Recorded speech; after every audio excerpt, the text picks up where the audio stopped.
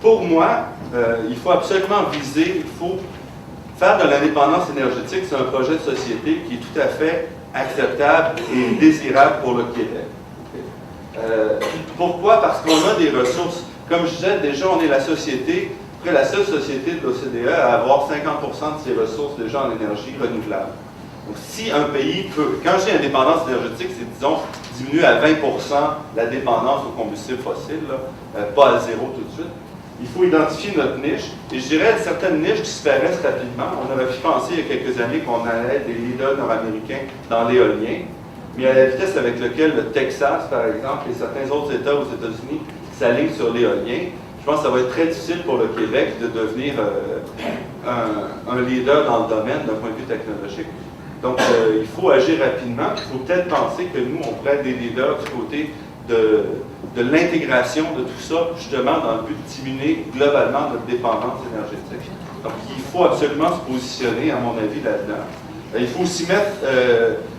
comment ça se fait que Bombardier est si peu présent dans toutes les questions qui regardent ça? Bombardier, c'est un leader dans le domaine du transport en commun, surtout en Europe. Donc, sa connaissance à Bombardier dans le transport en commun, c'est en Europe, c'est pas ici. Mais il y aurait certainement lieu, à un moment donné, de dire pourquoi le Québec ne développerait pas les modèles de transport en commun alternatifs pour un territoire comme le Québec, comme l'Amérique du Nord, les gens sont éclatés.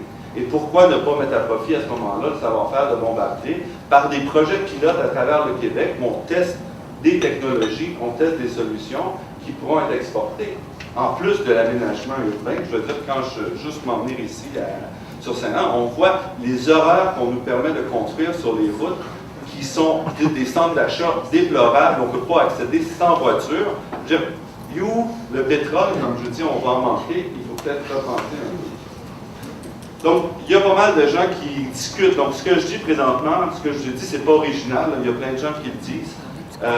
Même au Québec, donc il y a un groupement, vous avez entendu parler, là, Maître chez nous 21, qui vient qui est mené par Daniel Breton, entre autres. J'ai sorti une couple de livres. Il y a un livre qui sort, qui est sorti récemment sur l'éolien, qui est, à mon avis, un livre qui devrait avoir beaucoup d'impact. C'est deux chercheurs de l'IREC qui ont travaillé sur l'éolien pendant 30 ans, chacun, et qui font vraiment une analyse fine des coûts de l'éolien, de la technologie où on en est aujourd'hui, puis qui démontrent que c'est plus une technologie alternative, c'est une technologie d'aujourd'hui. Pour moi, c'est extrêmement important, comme je disais, de faire attention. Présentement, la semaine dernière, ou il y a 2 semaines, le ministre, je donne le bon nom, mais je l'aurais été, M. Bichard a indiqué qu'il était prêt à faire un contrat avec les Américains pour vendre de l'électricité moins chère que la romaine va nous coûter. Okay?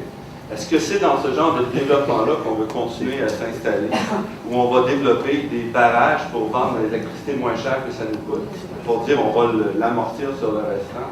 Je pense qu'il faut absolument dire oui, on doit aller vers l'indépendance énergétique, mais ça implique une utilisation intelligente de notre énergie, un positionnement intelligent au niveau nord-américain. Puis on ne peut pas faire ça si on continue la même façon de faire notre développement. Nos ressources naturelles au Québec, on les a gérées comme des imbéciles depuis longtemps. On ne peut plus se permettre ce luxe-là. Je pense qu'on n'a jamais pu se permettre ce luxe-là, même si on l'a fait. Puis je pense que si on veut développer une nouvelle énergie, une énergie propre, il faut le faire en se disant on doit absolument le faire en s'assurant que ce développement-là va nous aider aussi. Mais il faut un projet de société pour essayer de rassembler les gens, si on veut bouger, pour être capable d'avoir la vision qui va nous amener, qui va nous permettre de faire des erreurs, des essais, et sans plan, chaque fois qu'on fait une erreur, on se fait taper sur les doigts. Donc il faut absolument développer ça. J'espère que c'est un petit peu ça là-dedans, dans cette direction-là que les gens réunis ici vont aller. Merci, M. Messier.